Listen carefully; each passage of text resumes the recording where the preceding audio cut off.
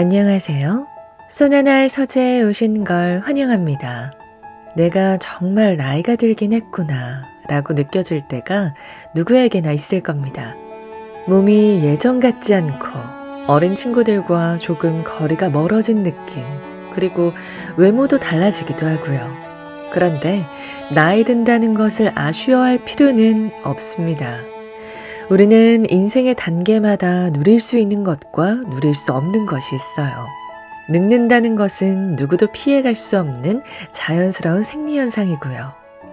나이가 들수록 외모도 체력도 예전 같지 않지만 대신 연륜과 지혜를 얻게 됩니다. 그리고 사람마다 노화의 속도와 적응력이 다 달라서 어떤 사람은 나이에 비해 훨씬 젊어 보이고 어떤 사람은 훨씬 늙어 보이기도 합니다. 오늘은 나이가 들었어도 젊게 살아가는 한 70대 할머니 의사 루슈즈를 소개하려고 합니다. 그는 치매 치료의 권위자이기도 하고 자유롭고 우아한 노년을 보내기 위한 글을 쓰면서 문학상을 수상할 정도로 높은 인기를 얻고 있는데요. 이 사랑스럽고 자유로운 할머니는 50부터 삶은 단순하게, 마음은 편안하게 가져야 한다고 말합니다. 70대인 지금도 오롯이 혼자 나답게 시간의 흐름을 즐기며 사는 비결 알아보고요. 책이 궁금하시다면 저희 네이버 카페 책성장에 오셔서 이벤트 신청해주세요. 무료로 책을 받아보실 수 있습니다. 고정 댓글에 링크를 걸어놓겠습니다. 그럼 나답게 나이 드는 즐거움 함께 읽어보시죠.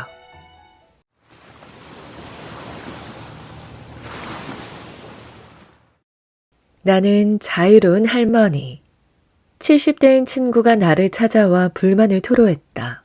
수술을 받으려고 입원했는데 수술 하루 전날 의사가 자신에게 다른 질환이 있는지 이것저것 자세히 물으면서 수술의 위험성에 관해 설명해 주었고 자신이 이에 하나하나 성심껏 대답했다고 했다. 그런데 의사가 마지막으로 수술 동의서에 서명해야 한다면서 이제껏 아무 말 없이 듣고만 있던 아들에게 동의서를 내밀었다는 것이었다. 그래서 자신이 얼른 동의서를 가로채 서명한 뒤 의사에게 건넸다고 한다. 그는 투덜대며 말했다. 내가 늙어서 말도 못 알아듣고 제대로 된 결정을 못한다고 생각해서 그랬을까? 하지만 처음부터 마지막까지 대화를 나눈 사람은 나였는데 말이야. 한 번은 시내의 한 조명가게에 들렀다가 귀여운 전등갓을 발견하고 내가 말했다. 머쉬룸 모양이 정말 귀엽다. 그러자 직원이 깜짝 놀라 나를 보며 말했다. 영어를 잘 아시네요. 칭찬으로 한 말이었겠지만 흰머리가 무성한 노인은 영어를 모를 것이라는 고정관념에서 나온 칭찬이었다. 악의 없이 한 말이었기에 그저 웃어 넘겼다. 며칠 전 혼자 택시를 타고 나가 강가를 거닐다가 그만 길을 잃었다. 둘러보니 길가에서 할머니 한 분과 아주머니 한 분이 이야기를 나누고 있었다. 나는 너무나 자연스럽게 아주머니에게 다가가 길을 물었다. 하지만 잘 모른다는 대답이 돌아왔고 오히려 할머니가 제대로 된 길을 알려주었다. 70이 넘은 나 역시 노인에 대한 편견 때문에 무의식적으로 할머니가 모른다고 생각한 걸까? 나 같은 노인도 노인을 이렇게 생각하고 있는 걸 보면 보통 사람들이 노인에 대해 고정관념을 갖는 것을 이해하지 못할 것도 없다.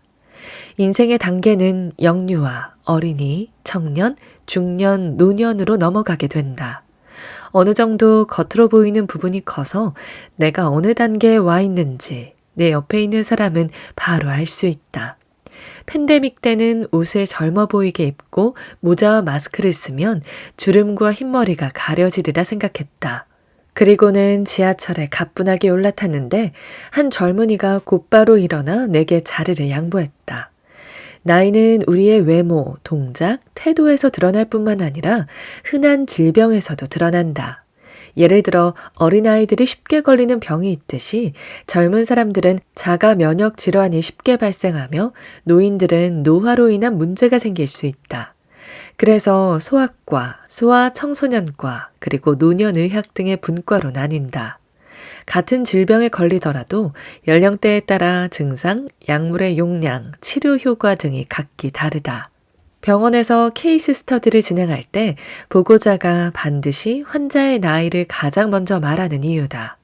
인생의 단계마다 누릴 수 있는 것과 누릴 수 없는 것이 있다. 늙는다는 것은 자연스러운 생리현상이다. 나이가 들수록 시력이 나빠지고 흰머리가 나며 이가 흔들리고 머리 회전이 예전 같지 않지만 대신 연륜과 지혜를 얻게 된다. 건강한 생활 습관을 유지해왔다면 생리적, 심리적 나이가 실제 나이보다 젊을 수 있다. 사람마다 노화의 속도, 노화가 진행되는 기관, 그리고 노화에 대한 적응력이 다르므로 노화 현상을 획일적으로 바라볼 수 없다. 때문에 늙는다는 것이 노쇠하고 병약해진다는 의미만은 아니다. 나는 나이가 들었어도 많이 움직이고 조깅도 한다. 책, 신문, 잡지 등을 읽고 최신 디지털 기기를 사용하는 것에도 꽤 익숙하다. 시대의 흐름을 따라가기 위해 인터넷 서핑을 즐기며 깔끔하고 단정한 옷차림에 신경을 쓴다. 그럼에도 불구하고 다른 사람 눈에는 영락없는 노인일 것이다. 내가 노인인 것은 맞는 사실이다. 하지만 그냥 노인이 아니라 자유롭고 독립적인 노인이다. 나이 앞에서 위축되지 않기 위한 비장의 카드가 있다. 바로 마음가짐이다. 늙어간다는 사실을 있는 그대로 받아들이고 긍정적으로 생각하는 마인드를 갖는 것이다. 지하철에서 자리를 양보받는 것도 서운해하지 말고 타인의 존중과 배려이기에 감사히 받아들여야 한다. 각종 경로 우대 정책을 보면 노인은 공공버스나 지하철을 무료로 이용할 수 있고 기차와 고속철도 요금은 할인을 받을 수 있으며 다수의 박물관과 미술관도 무료로 관람할 수 있다. 나는 이 모든 혜택을 기쁘게 누리고 있다. 절대 노인의 경제력에 대한 차별이라고 생각하지 않는다. 사람들의 편견이나 고정관념에 대해 분노하지도 일일이 대응하지도 않는다.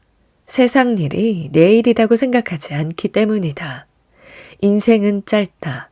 그러므로 귀중한 시간과 제한된 에너지를 써야 할 곳과 소중한 사람에게 쓰자. 수술 동의서를 자신이 아닌 아들에게 내밀었다는 의사에게 화를 냈던 친구에게도 나는 웃으며 말했다. 그 의사는 그저 네 아들도 동의서를 읽어봐야 한다고 생각했을 거야.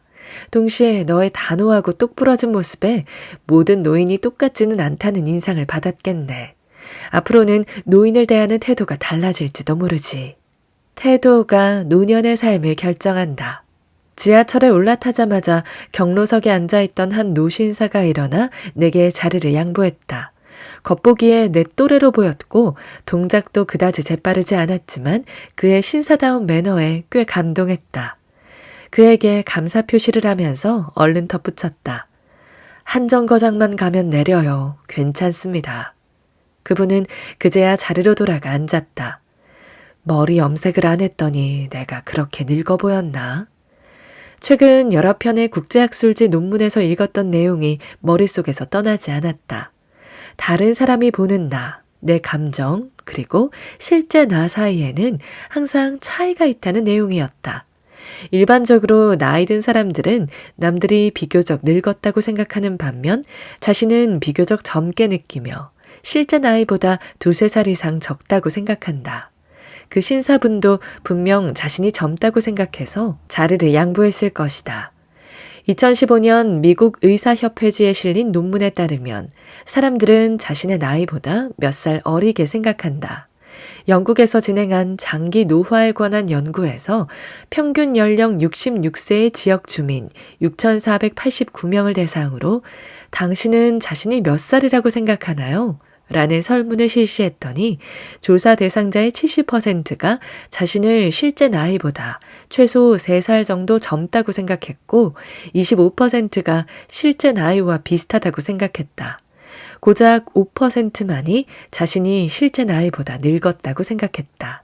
8년간의 추적조사 끝에 연구진은 나이, 성별, 인지기능, 우울증, 신체 건강 상태 등의 요소를 고려해 통계 분석한 결과 스스로 젊다고 생각하는 사람에 비해 스스로 늙었다고 생각하는 사람의 사망률이 41% 높았고 심혈관 질환의 발병률도 높다는 사실을 발견했다. 이것으로 볼 때 스스로 젊다고 생각하는 것은 기분을 좋게 만들 뿐만 아니라 향후 사망률도 감소시킬 것으로 예상할 수 있다. 이러한 사람들은 강인한 성격과 자신감으로 노년의 삶에 당당히 직면하고 평소에도 자신과 마찬가지로 스스로 젊다고 생각하는 사람들과 주로 어울릴 가능성이 크다. 미국 국립노화연구소에서 진행한 볼티모어 노화종단 연구는 1968년부터 2007년까지 386명의 건강한 18세에서 49세의 사람들을 추적 조사한 프로젝트다. 참가자들에게 연구 시작 단계에서 설문을 통해 노년에 대한 견해를 평가했다. 예를 들면 노인은 아무런 도움이 되지 않는다. 노인에 대해 큰 관심이 없다. 등 총 6가지 문항으로 된 설문이었는데 점수가 평균보다 높으면 부정적인 견해, 낮으면 긍정적인 견해로 간주했다. 38년간의 추적조사 결과 노년에 대해 부정적인 사람들은 심혈관 질환이 처음 발병하는 비율이 25%에 달했고 긍정적인 사람들은 13%에 불과했다. 연구진은 노년에 대한 부정적인 시각이 일종의 만성 스트레스와 같으며 이는 간접적으로 심혈관 질환을 유발했다는 추론을 내놓았다. 누구에게나 장수의 기회가 주어지는 것이 아니기에 늙을 때까지 살 수 있다는 자체가 행복이라 할 수 있다. 나이가 들면 비록 외모가 바뀌고 체력이 약해지고 만성 질환에 걸리고 소득이 줄고 친구들이 하나둘 떠나가지만 동시에 인생의 경험과 지혜가 풍부해지고 삶의 속도를 늦춰 새로운 것을 배우거나 제2의 인생을 펼칠 수 있다. 노년도 계속해서 성장해 가는 과정이다. 인생은 봄에 밭을 갈고 여름에 작물을 심고 가을에 수확하고 겨울에 저장하는 사계절과 같다. 젊은 시절에 노력해서 일구어온 것들을 나이가 들면서 축적하는 것이다. 무병장수만을 꿈꾸기보다 병에 걸리면 적극적으로 치료하고 병에 걸리지 않았으면 건강한 생활 습관을 유지하면서 최상의 컨디션으로 활기차게 살아가면 된다.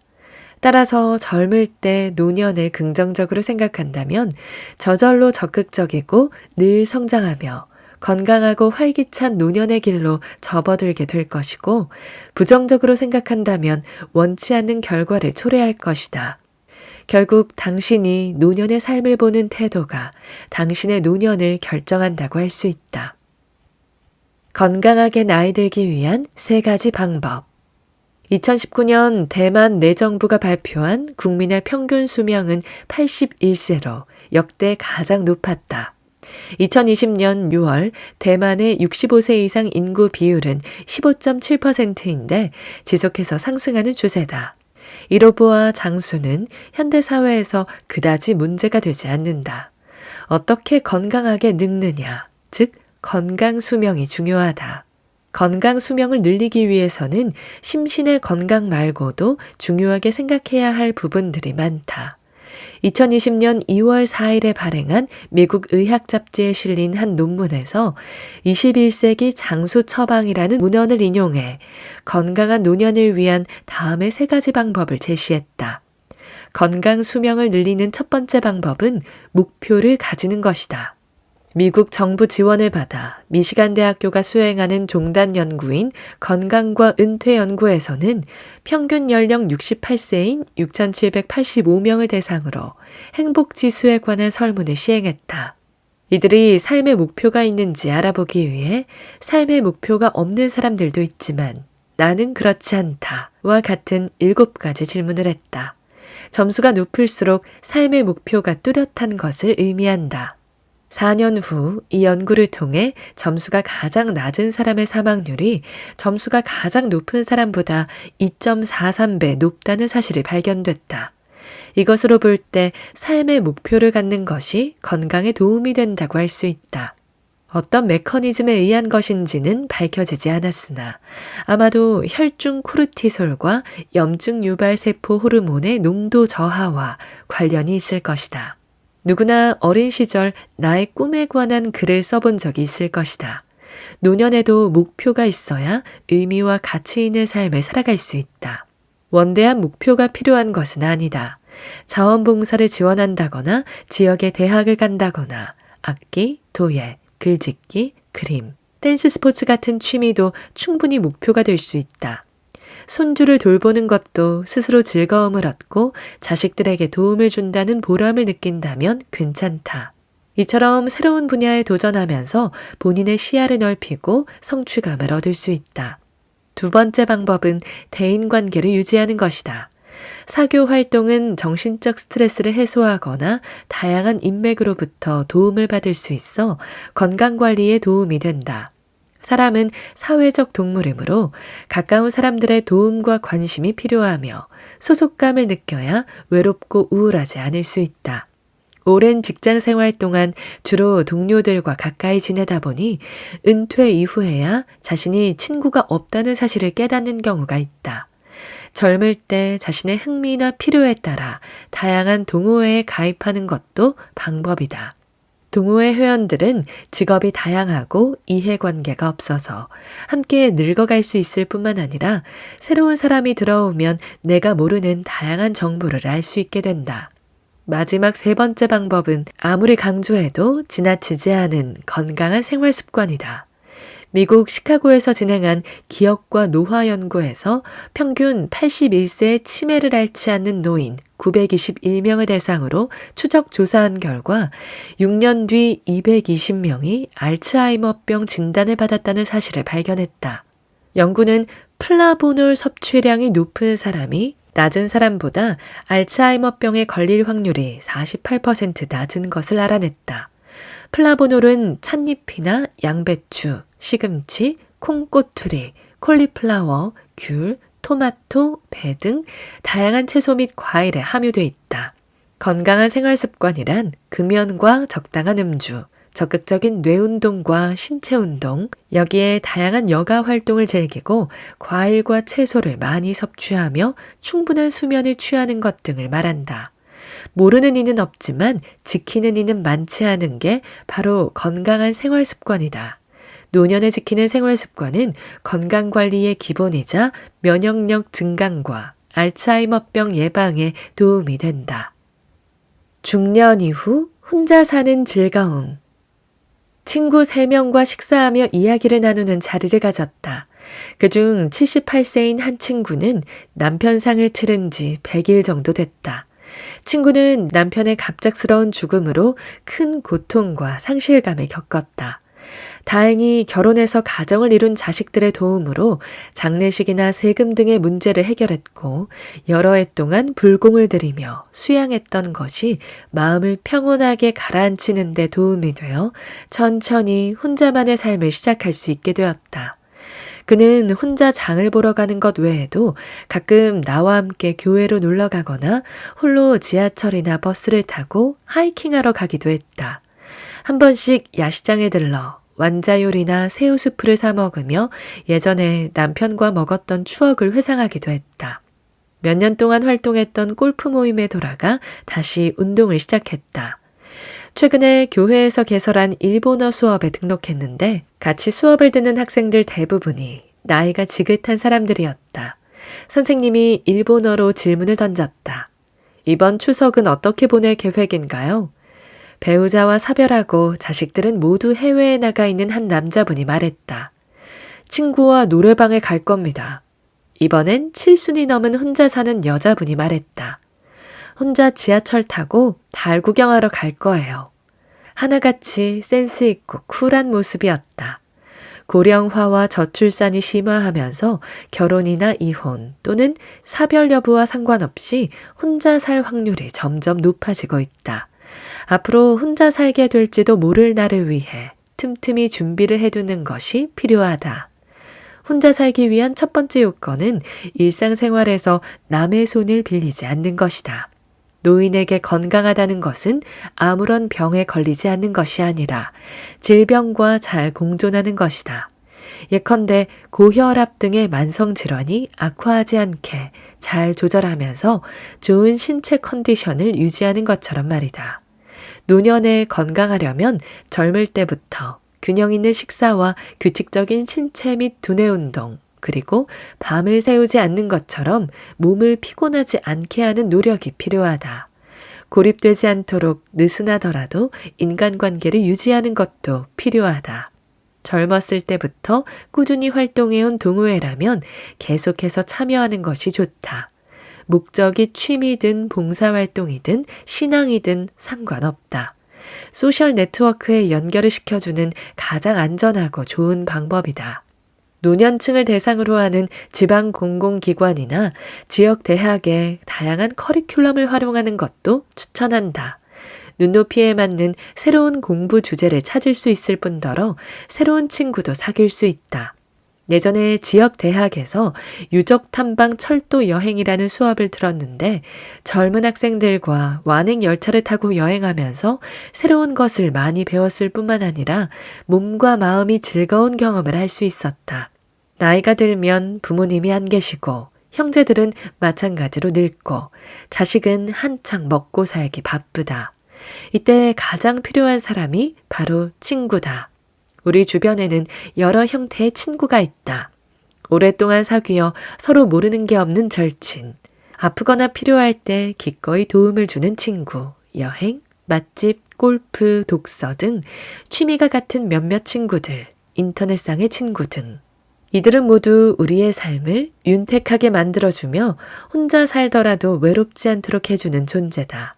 오래된 친구도 좋지만 새로운 친구도 사귀어야 생각의 폭을 넓히고 새로운 시각을 가질 수 있다. 매일 실천하는 6가지 루틴. 잠들기 전 항상 컴퓨터 파일을 열어 매일 해야 하는 6가지 항목이 적힌 리스트에 한두 마디 메모를 적어 넣은 뒤 편안하게 잠자리에 들고 난다.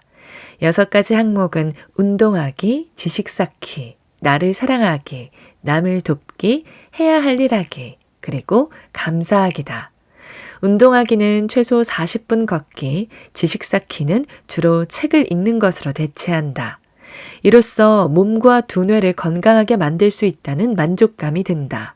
나를 사랑하기는 맛있는 것 먹기로, 남을 돕기는 칭찬하기로 실천한다. 이 2가지는 대인관계에서 윤활제 같은 역할을 한다. 해야 할 일 하기는 이런저런 회의를 함으로써 채워지는데 맡은 책임을 다하는 것일 뿐만 아니라 내 스스로 가치 있다는 생각이 든다. 마지막으로 감사하기는 대중교통에서 자리를 양보받거나 새 책을 내게 될 때 실천한다. 내가 얼마나 행복한 사람인가를 다시 한번 깨달으면서. 은퇴란 직장에서 은퇴한 것을 뜻하는 것이지 삶을 은퇴한 것이 아니다. 때문에 저절로 눈이 떠질 때까지 늘어지게 자고 되는 대로 불규칙적으로 사는 것이 아니라 자신의 리듬에 맞는 건강한 삶을 새로 계획해야 한다. 은퇴 후 14년간 이렇게 하루 일과를 정해두고 꾸준히 실천하니 여전히 활발한 사회생활을 하는 일상 못지않게 활력이 넘친다. 6가지 항목 중 내가 가장 중요하게 생각하는 것은 감사하기다. 인생을 살아가면서 종종 일이 뜻대로 되지 않거나 꼴보기 싫은 사람을 마주치게 되는데 이럴 때 생기는 부정적인 감정을 스스로 증폭시켜 오히려 세상의 다른 아름다움을 못 보고 지나치는 경우가 있다. 마치 자전거를 타고 마주오는 바람을 이겨내며 힘껏 페달을 밟아 오르막길을 겨우 올라왔던 기억은 강하게 남아도 이후 내리막길을 내려올 때 등 뒤로 느껴지는 시원한 바람은 기억하지 못하는 것과 같다. 매 순간 긍정적인 면을 보고 긍정적으로 생각하는 습관을 기른다면 감사하는 마음이 자연스레 생겨난다. 의학적으로도 맞는 말이다. 대뇌 전두엽의 신경세포가 활성화되고 뇌간에서 도파민과 세로토닌이 분비되어 행복감과 즐거움을 느끼게 된다. 이러한 긍정에너지는 좋은 인연을 만들어주는 등 삶에 활기를 불어넣어준다. 낙천적인 태도를 가지면 병에 걸리더라도 적극적인 치료를 받게 되어 몸과 마음 그리고 영혼의 선순환으로 이어진다. 감사하는 마음은 친구의 차를 얻어 탔을 때도 섣달 금음날, 난로 주변에 다 함께 모여 앉았을 때도 수술을 성공적으로 받았을 때도 생겨날 수 있다. 한 친구가 대동맥 박리로 인해 긴급 수술을 받았는데 수술 후 두 다리에 힘이 없어 침대에서 내려오지도 못했다. 하지만 그녀는 목숨을 보전했다는 것만으로 무척 감사했고 인후와 대뇌를 다치지 않아 여전히 좋아하던 노래를 부를 수 있었고 강의도 계속할 수 있었다.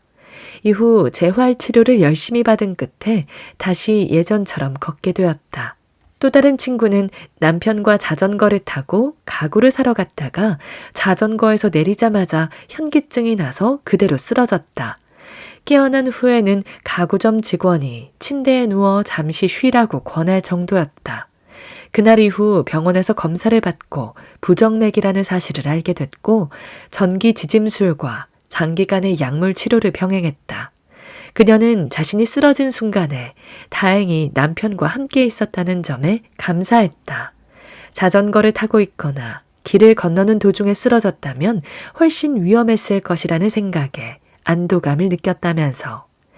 지난 한 해를 돌이켜보면 감사할 일이 너무도 많다.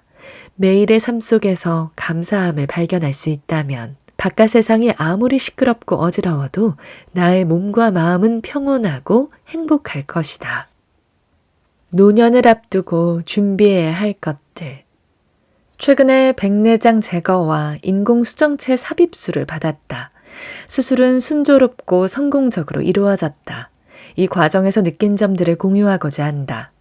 평생 비혼으로 살아온 나는 독립적이고 혼자 사는 즐거움을 누리며 산다. 먹고 싶으면 먹고 사고 싶으면 사고 살 집이나 직업도 내 마음대로 선택할 수 있다. 심지어 방이 아무리 어질러져 있어도 누구의 눈치를 보거나 동의를 구할 필요가 없다. 자녀의 학군을 고려할 필요도 없고 고부 갈등은 말할 것도 없다. 의사로 일해온 덕분으로 경제적으로 남에게 의지할 필요도 없기에 죽을 때까지 이렇게 자유롭게 늙어갈 수 있다고 믿는다. 혼자이기에 기댈 데가 없기에 더욱 독립적이고 자주적이어야 했기에 강해져야 한다고 생각했다. 삶에 방해물도 없고 대가를 치러야 할 일도 없었기에 어떠한 보답이나 보상이 필요하지 않았다. 그렇기에 더더욱 다른 사람의 도움을 당연시하지 않았고 오히려 감사하게 생각했다. 하지만 점차 나이가 들면 신체 기관이 낡은 자동차 부품처럼 하나둘씩 고장나 수선하거나 바꿔야 하는데 이런 고장이 심장병, 뇌졸중, 그리고 암으로 이어질 가능성도 있다. 의학이 아무리 발달하고 건강보험료 지원이 있다 하더라도 결국은 곁에서 돌봐줄 사람이 필요하다. 경제적으로 여유가 있다면 집에서 돌봐줄 사람을 고용하거나 장기 요양원 또는 요양시설에 들어갈 수 있다. 어찌되었든 간에 누군가의 도움이 필요하다는 뜻이다. 나와 비슷한 나이대의 친척 중 대부분은 나보다 나이가 많아 남을 돌볼 겨를이 없고 나보다 어린 사람들은 아직 일이 바쁘거나 자신의 부모를 돌보기에도 빠듯하다. 바로 이때가 친구가 필요한 시점이다. 백내장 수술을 마치자마자 눈을 아예 안대로 덮어버렸다. 나머지 한쪽 눈은 시력이 나빴지만 안경을 쓸 수가 없어 눈앞이 흐릿했다. 다행히 한 친구가 시간을 내어 병원에 함께 와주었고 수술이 끝날 때까지 기다렸다가 함께 다른 건물에 있는 원무과에 가서 수납하고 약을 받아왔다. 나를 부축해 택시를 타고 집에 데려다 준 뒤 수술 후 주의사항을 읽어주었다. 친구는 이틀 뒤 아직 안대를 쓰고 있는 나를 데리러 와서 함께 안과 진료를 보러 갔다. 그리고 수술 후 무거운 물건을 들 수 없는 나를 위해 시장에서 며칠분의 과일까지 사다 주어서 큰 감동을 받았다.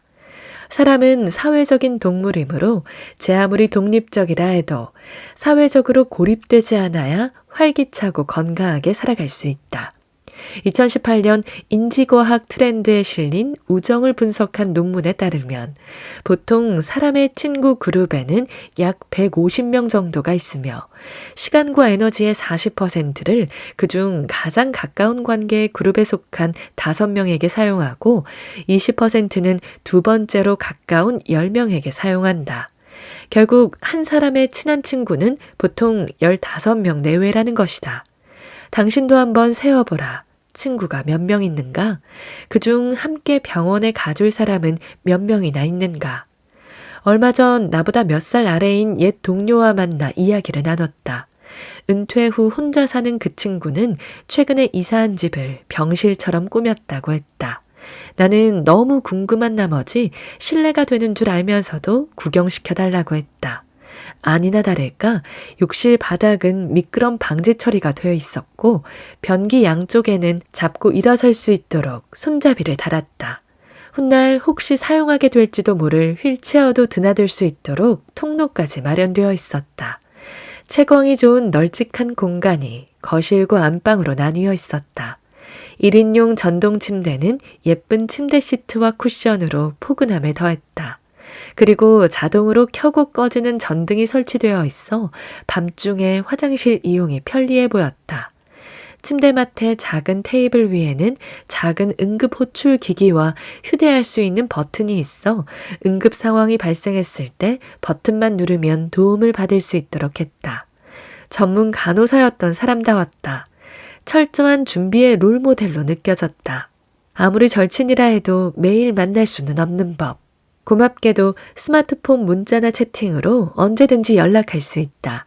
어떤 단톡방은 서로 별로 친하지도 않고 심지어 만나본 적도 없지만 활발한 대화를 통해 소속감을 느낄 수 있다.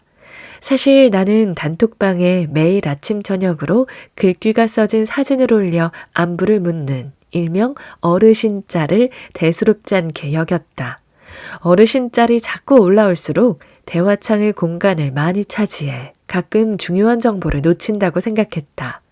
그러나 최근 한 독거노인이 집에서 숨진 지 며칠이 지나서야 발견됐다는 씁쓸한 소식을 들었다.